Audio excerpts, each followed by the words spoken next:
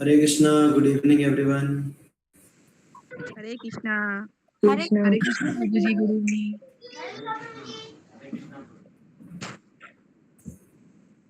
हरे कृष्णा, आप सभी का स्वागत है भगवत गीता के इवनिंग सेशन में। स्पेशली आज बहुत ही पावन दिन है एकादशी का। तो एकादशी के दिन जो भी हम भक्ति में कृत्य करते हैं उन सबका बहुत अधिक से अधिक उसका लाभ मिलता है हमें। तो हम सभी का सौभाग्य है कि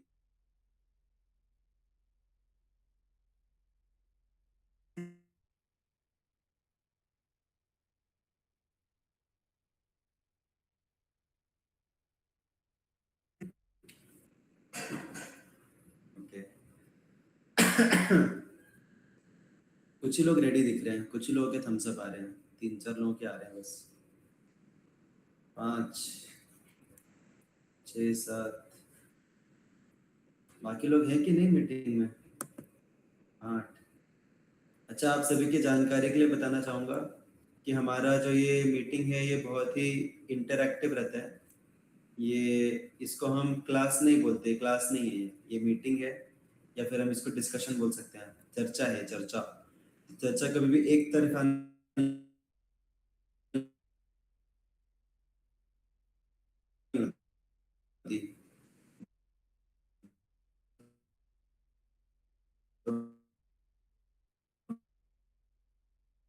तरफ गीता को, ठीक है। तो आप लोग इंटरेक्शन कैसे कर सकते हैं? हमारा सबसे प्राइमरी मोड ऑफ इंटरेक्शन रहता है रिएक्शंस के थ्रू।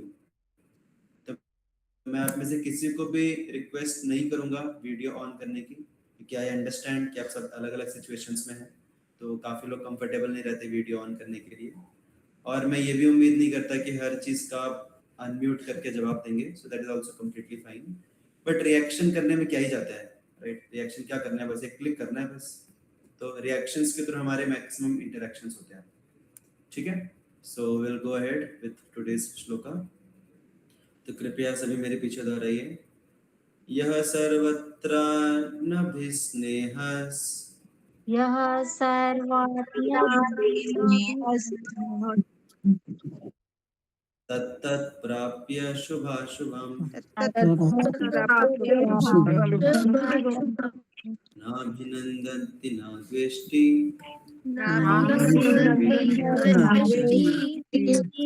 तस्य प्रज्ञा प्रतिष्ठिता। कोई दोहराना चाहेंगे? कोई रिसाइट करना चाहेंगे? हैंड रेस कर सकते हैं आप, जिसको भी इच्छा है रिसाइट करने की। देखते हैं किसमें है दम रिसाइट करने का।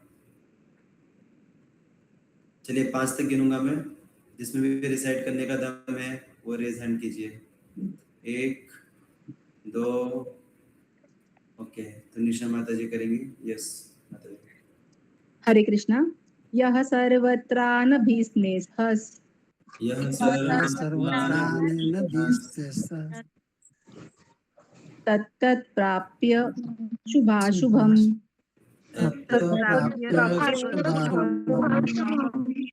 नाभिनन्दति न द्वेष्टि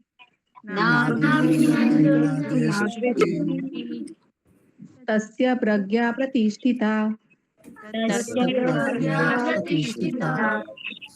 हरि बोल, हरि बोल, हरि बोल। थैंक यू माता जी।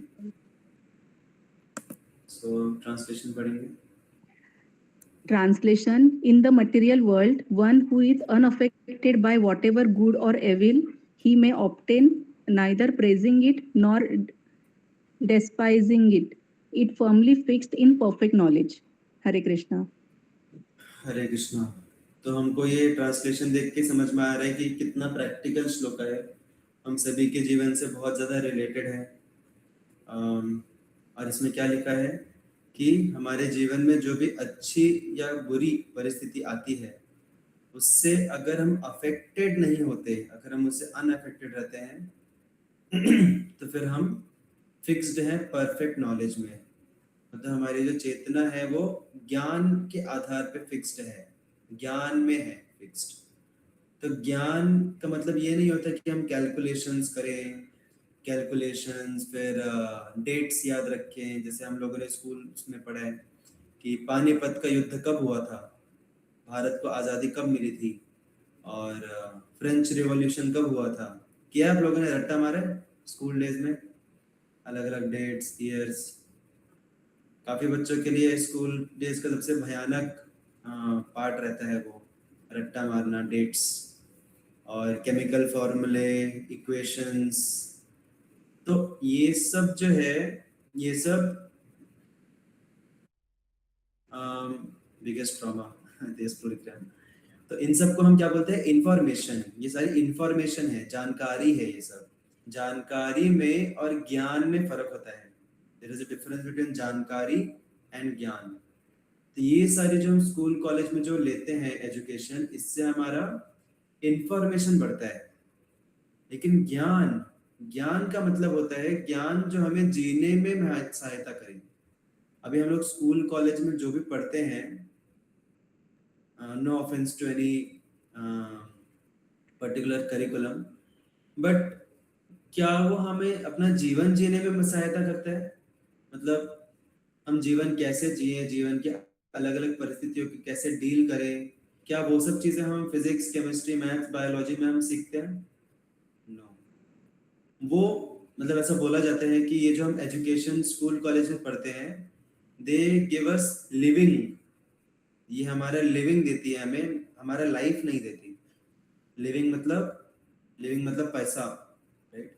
भी पैसा चाहिए जीवन जीने के लिए, और पैसा मिलता है ये सब नॉलेज, ये सब इंफॉर्मेशन लेके।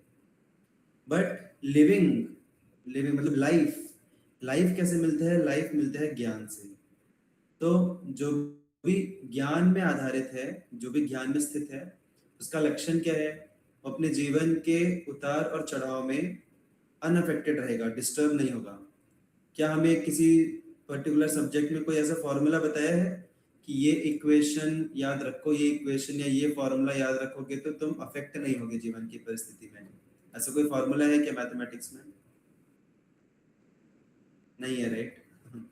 तो ये ऐसा फॉर्मूला हमें मटेरियल एजुकेशन में नहीं मिलता, ऐसा फॉर्मूला हमें स्पिरिचुअल एजुकेशन में मिलता है, आध्यात्मिक ज्ञान में हमें ये फॉर्मूला मिलता है।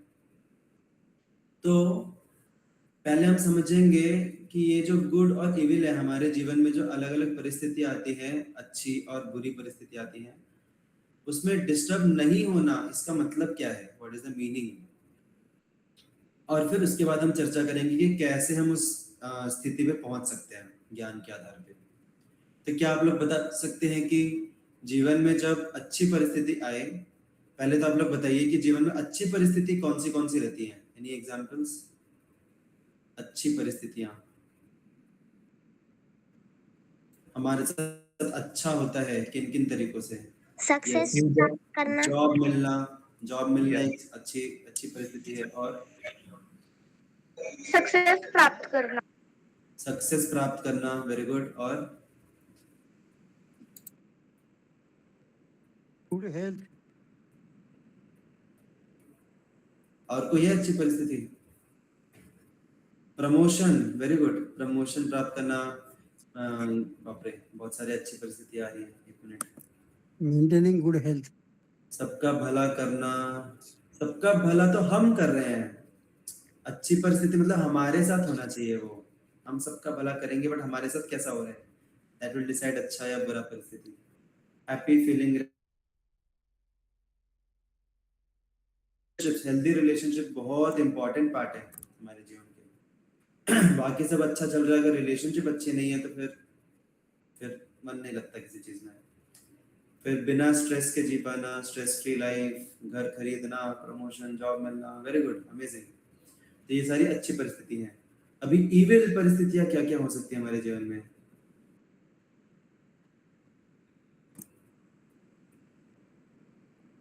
खराब परिस्थितियां क्या क्या आ सकती हैं? डिप्रेशन, मतलब वेरी गुड रिप्लाई। लाइफ में सक्सेस ना होना, फेलियर होना, सक्सेस का उल्टा, कॉन्फ्लिक्ट होना अलग लोगों से, हेल्थ खराब होना, ऑब्स्टिकल्स, परफेक्ट। तो ये सारे अलग अलग एग्जांपल्स हैं जीवन में इविल प्राप्त करने के। तो इसमें अनअफेक्टेड हो रहना, इसका मतलब क्या होता है? डिस्टर्ब नहीं रहना, इसमें इसका मतलब क्या होता है? क्या होता है इसका मतलब? श्लोका में ही बताया है। हम कब समझेंगे कि हम अफेक्ट हो गए उससे?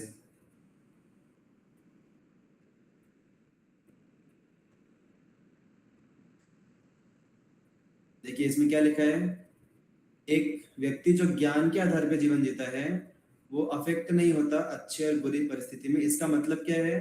वो ना ही प्रेज करता है और ना ही डिस्पाइज करता है। यहीं पे बताया ना, neither praising it nor despising it. मतलब वो जैसे काफी लोग क्या करते हैं, उनके जीवन में कोई भी परिस्थिति आ जाए मुश्किल खराब वाली, बस वो बोलते रहेंगे उसके बारे में। अरे यार मेरे साथ ये हो गया, मेरे साथ वो हो गया, मैं इतना अच्छा किया, इतना किया, ये किया, वो किया, फिर भी मुझे यही मिला, सब लोग मेरे को ही परेशान करते रहते हैं, मेरे जीवन में सिर्फ दुख ही दुख लिखा हुआ है, और भगवान भी मेरा साथ नहीं देता, भगवान भी मुझे बचा नहीं सकते। अरे बोलते रहेंगे, राइट? तो इसको क्या बोलते हैं? डिस्पाइज करना बोलते हैं इसको कि मैं तो ऐसा ही हूँ, मेरे से कुछ नहीं हो पाएगा, मेरे जीवन में शायद दुख ही दुख लिखा हुआ है, और इससे अच्छा तो नर्क में रहता, मैं इससे तो मर जाता, वो ज्यादा अच्छा था, पता नहीं कौन से कर्म किए पिछले जन्म में जो ये सब हो रहा है मेरे साथ। तो इसको बोलते हैं डिस्पाइज करना। और प्रेजिंग मतलब बस वाहवाही करते रहना कि अरे ये हुआ, मैंने ये किया, मैंने वो किया, मैं तो ऐसा हूँ, मैं तो वैसा हूँ, और बहुत अच्छा हूँ मैं, ये सब प्रेज करना, ठीक है? और मेरे साथ जो भी अच्छा हुआ बस सबको बताते फिरना कि देखो मेरे साथ ऐसा हो रहा है, वैसा हो रहा है, वैसा हो रहा है। ठीक है, दैट इज गुड, हमें बताना चाहिए, शेयर करना चाहिए। बट यहाँ पे अभी मैं आप सबसे पूछता हूँ, क्या इसका मतलब ये है कि हमारे जीवन में कुछ अच्छा हुआ या कुछ अगर बुरा हुआ तो हमें क्या उसके बारे में बात नहीं करनी चाहिए? क्या हमें शेयर नहीं करना चाहिए किसी के साथ? Does it mean that? Then what does it mean? यहाँ पे भगवान क्या बोल रहे हैं? अफेक्ट हो रहे हैं हम, डिस्टर्ब हो रहे हैं उससे, इसका मतलब क्या है? हम बहुत ज्यादा प्रेस कर रहे हैं, हम प्रेस कर रहे हैं अपनी सिचुएशन को, या फिर खराब सिचुएशन हम डिस्पाइज कर रहे हैं, मतलब हम उसके बारे में निंदा कर रहे हैं उस सिचुएशन की। तो क्या हमें कभी किसी से कुछ ओपन अप करके कुछ शेयर नहीं करना चाहिए? सक्सेस फेलियर शेयर करनी चाहिए कि नहीं करनी चाहिए? Yes, we have to share. Yes, we should share, we should express. तो यहाँ पे भगवान उल्टा क्यों बोल रहे हैं फिर? मतलब क्या है इसका? मतलब हमें उत्तेजित होना नहीं चाहिए। क्या नहीं होना चाहिए? उत्तेजित, excited, over excited. Okay, over excited, उत्तेजित नहीं होना न्यूट्रल चाहिए। रहना चाहिए दोनों भी सिचुएशंस में। हाँ, अगर सक्सेस मिले या फेलियर मिले, अच्छा हो या बुरा हो, दोनों भी केसेस में न्यूट्रल रहना चाहिए। क्या करना चाहिए? अच्छा हो या बुरा न्यूट्रल हो? Neutral unaffected. हाँ, तो वही तो हम बात कर रहे हैं कि उसका मतलब क्या है? अनअफेक्टेड रहने का मतलब हम कैसे समझे कि हम अफेक्ट हो रहे हैं अभी? अनअफेक्टेड रहने का मतलब क्या है? काल्मनेस ओ, होना माइंड हाँ, में। अगर कुछ अच्छा हो या बुरा हो तो भी उस सिचुएशन से वो डील कर पा रहा है, ऐसा। ओके, डील कर पा रहे, आपा नहीं खो रहा अपना, very good, that is a good point. Responsibility को छोड़ना नहीं चाहिए, गुड टाइम में भगवान को याद करना चाहिए, और बुरे टाइम में भी भगवान को याद करना चाहिए। भगवान ने देखो मेरे साथ ये कर दिया, भगवान तो ऐसे हैं ना। ना, भगवान को याद करना चाहिए, बुरे टाइम में भी याद करना चाहिए। किस मूड में याद करना चाहिए कि भगवान ने देखो मेरे साथ ऐसा कर दिया, मैं इतना अच्छा व्यक्ति हूँ और भगवान ने ऐसा कर दिया मेरे साथ। ऐसा नहीं बोलना चाहिए, ऐसा बोलना ही नहीं चाहिए। ओके मतलब हम शेयर कर रहे हैं, अगर हैप्पीनेस या सैडनेस एक नॉर्मल चीज है कि हम जस्ट शेयर कर रहे हैं, but praising and despising is different. Yeah. कि बड़ कर रहे हैं, कुछ डिस्पाइज बड़ी प्रॉब्लम है। कुछ बड़ी प्रॉब्लम भगवान की कृपा से मतलब भगवान ने कम कर दी, ऐसा बोल सकते हैं। Correct, very good, good points. तेजस्प्रू ने भी लिखा है सिमिलर पॉइंट कि ओवर शेयरिंग नहीं करना चाहिए। तो ये कैसे समझे हम ओवर शेयरिंग क्या है? हो सकता है कि हमारे आसपास लोग, हम थोड़ा सा उनको बोले और उनको लगे अरे यार शुरू हो गया वापस से, या फिर अगर हम नहीं बोलते हैं, अगर हम थोड़ा बोलते हैं तो हो सकता है हमारे सामने आसपास वाले बोले कि अरे यार तुम कुछ शेयर ही नहीं करते हमारे साथ। तो ये तो बहुत सब्जेक्टिव हो गया ना। तो देखिए, ये सब जो भी आप आंसर्स बोल रहे हैं, इन सब का एक एक रूट है इन सब चीजों का। वो रूट अगर हमें क्लियर है तो फिर ये सारी चीजें हम अवॉइड कर सकते हैं, over sharing and all that, negativity and all that. सबसे इम्पोर्टेंट है कि हमारे जीवन में जब भी कोई अच्छी परिस्थिति हो या बुरी परिस्थिति हो हमें प्रॉब्लम ओरिएंटेड माइंडसेट नहीं रखना चाहिए, हमें सॉल्यूशन ओरिएंटेड माइंडसेट रखना चाहिए। डिफरेंस पता है दोनों में? प्रॉब्लम ओरिएंटेड माइंडसेट और सॉल्यूशन ओरिएंटेड माइंडसेट में फर्क क्या है? अभी सपोज कोई व्यक्ति है, उसने इंटरव्यू दिया उसने जॉब सिलेक्शन के लिए और वो इंटरव्यू में फेल हो गया, ठीक है? तो प्रॉब्लम ओरिएंटेड माइंडसेट वाला व्यक्ति क्या सोचेगा?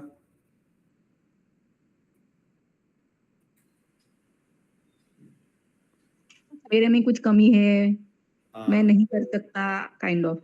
करेक्ट, मेरे अंदर कुछ कमी है, मैं नहीं कर सकता, मुझसे कभी नहीं हो पाएगा, और मेरे नसीब में नहीं है, राइट? ये सब बोलेगा वो। तो ऐसा बोला जाता है कि वी में लूज, एक सेकेंड, वी में लूज, हाँ, we may lose but we are never lost. मतलब हम लूज कर सकते हैं सिचुएशन में बट हम लॉस्ट नहीं होते। और उससे भी नेगेटिव माइंडसेट क्या है कि I am a loser only. तो एक नॉर्मल माइंडसेट क्या है कि आई लॉस्ट, उससे खराब माइंडसेट क्या है कि I am lost. Okay, I am lost में क्या प्रॉब्लम आ रही है? आई लॉस्ट, जैसे सपोज कोई जॉब के लिए इंटरव्यू में गया है और जॉब में फेल हो गया वो, तो आई लॉस्ट इसका मतलब क्या है? I lost the job. Clear है सभी को? जॉब मैंने लूज किया। I am lost, I am lost में क्या फर्क पड़ रहा है अभी? कि वो खुद ही हार गया है, वो हार मान गया है, आई एम लॉस्ट, राइट? वो ठीक है, एक जॉब में सिलेक्ट नहीं हुआ बट उसने मान लिया कि आई एम ओनली लॉस्ट, मैं ही खत्म हो गया अभी। और उससे भी खतरनाक माइंडसेट है आई एम अ लूजर। इससे क्या हो गया? इसका मतलब क्या हुआ कि मैं जिंदगी में कुछ भी नहीं कर पाऊंगा बिकॉज मेरा एक इंटरव्यू में सिलेक्शन नहीं हुआ, मतलब मैं गया भी काम से और मैं कुछ भी नहीं कर सकता, आई एम अ लूजर। तो ये होता है जब हम प्रॉब्लम ओरिएंटेड माइंडसेट रखते हैं। हम सभी के जीवन में अच्छा सिचुएशन आएगा डेफिनेटली, बुरा सिचुएशन आएगा डेफिनेटली, बट हमें जो हुआ, जो सिचुएशन हुई, उसके ऊपर दिमाग अगर हम रखेंगे, ज्यादा ध्यान रखेंगे, then that is problem oriented mindset. Solution oriented mindset वाला व्यक्ति क्या करेगा अगर वो सिलेक्शन नहीं होता है उसका इंटरव्यू में? तो उसकी मिस्टेक से वो सीख के आगे और अच्छे से प्रिपेयर होगा नेक्स्ट इंटरव्यू के लिए। एग्जैक्टली वो सॉल्यूशन ढूंढेगा कि अरे मैंने कहाँ कहाँ क्या क्या गलती की, ठीक है, ये गलतियाँ की, ये स्किल्स की कमी थी, ठीक है, no problem, I will develop it, I will grow it ना। तो वो सॉल्यूशन पे फोकस करता है, ये नहीं कि प्रॉब्लम को ही घिसते रहे। तो इसका मतलब ये होता है कि जब हम प्रेज करते हैं या डिस्पाइज करते हैं गुड और इविल को जो हमारे साथ होता है, तो हम कौन से वाले माइंडसेट में रहते हैं?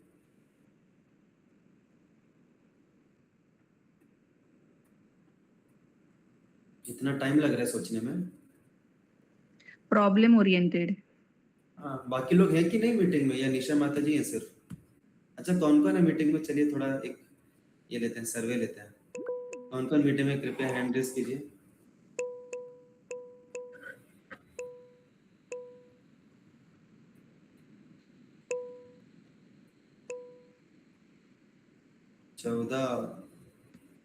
चौदह लोग हैं, जय हो, थैंक यू। 14, 15, 16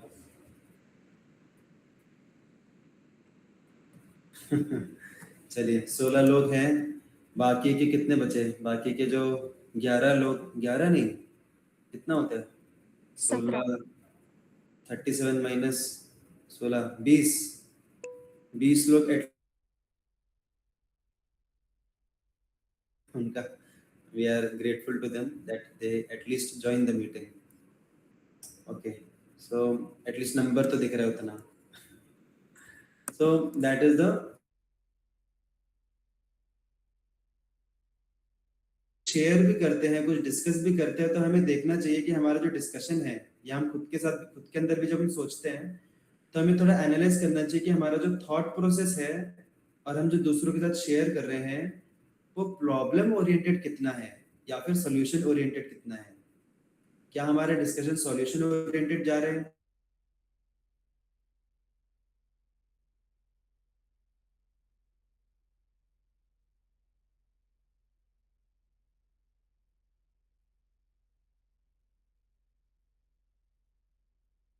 तो that is the meaning of being unaffected. और हम अनअफेक्टेड सिचुएशन पे जाएं कैसे, that is the second part. तो उसको हम अगले कल वाले सेशन में डिस्कस करेंगे। आज के सेशन में हमने समझा कि what is the meaning of being unaffected. It's very simple. Meaning of being unaffected is ऐसे, मतलब इसका मतलब ये नहीं कि हम कुछ खराब हुआ कुछ बुरा हुआ तो हम हमारे मन में कुछ विचलित, हमारा मन विचलित होगा ही नहीं, this does not mean that. या फिर हम कुछ अच्छा लगा तो भी हम चुपचाप बैठेंगे, उसको कभी हम ग्लोरीफाई नहीं करेंगे, या हमारी लाइफ में कुछ अच्छा हुआ तो हम कभी किसी के साथ शेयर नहीं करेंगे।